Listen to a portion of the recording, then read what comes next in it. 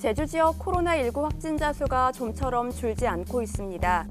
제주자치도는 23일 2,097명의 확진자가 발생한 데 이어 오후 5시까지 1,341명의 확진자가 추가 발생해 누적 확진자는 31만 3,352명으로 늘었다고 밝혔습니다.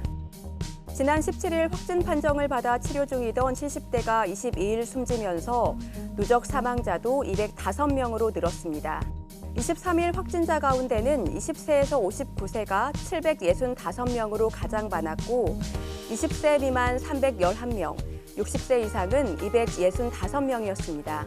현재 제주에서 격리 중인 확진자는 만여 명이고 위중증 환자는 4명입니다.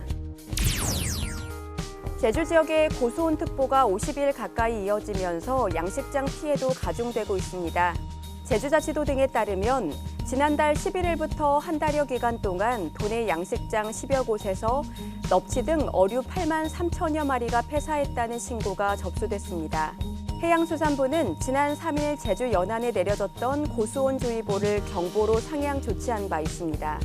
제주자치도는 접수된 폐사 신고가 고수온 영향인지를 확인하기 위한 조사를 벌이고 있습니다. 멸종위기에 처한 바다거북 6마리가 제주 바다를 통해 고향으로 돌아갑니다. 해양수산부는 25일 낮 서귀포시 중문해수욕장 일원에서 인공부화를 통해 증식된 3년생 메부리 바다거북 3마리와 야생에서 구조된 푸른 바다거북 2마리 등 모두 6마리를 방류한다고 밝혔습니다. 제주 바다에선 지난 2017년부터 인공 증식된 바다거북과 구조와 치료를 마친 바다거북 등 모두 134마리가 방류된 바 있습니다. 제주 올레길 주변에 오래되고 부식된 나무 벤치의 각재가 페트병 뚜껑을 활용한 재활용품으로 교체됩니다.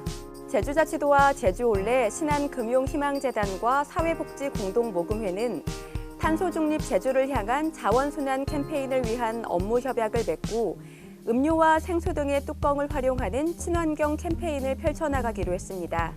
모아줍서, 바꿔봅서, 배워봅서라는 이름으로 진행되는 이번 캠페인에선 분리수거된 페트병 뚜껑을 재활용 재생원료로 사용해 나무 벤치 각재를 교체하는 데 사용될 예정입니다. 환경부가 지난 16일 제주자치도 물 재이용 관리 계획을 최종 승인함에 따라 제주 지역 물 재이용 사업이 본격화될 전망입니다.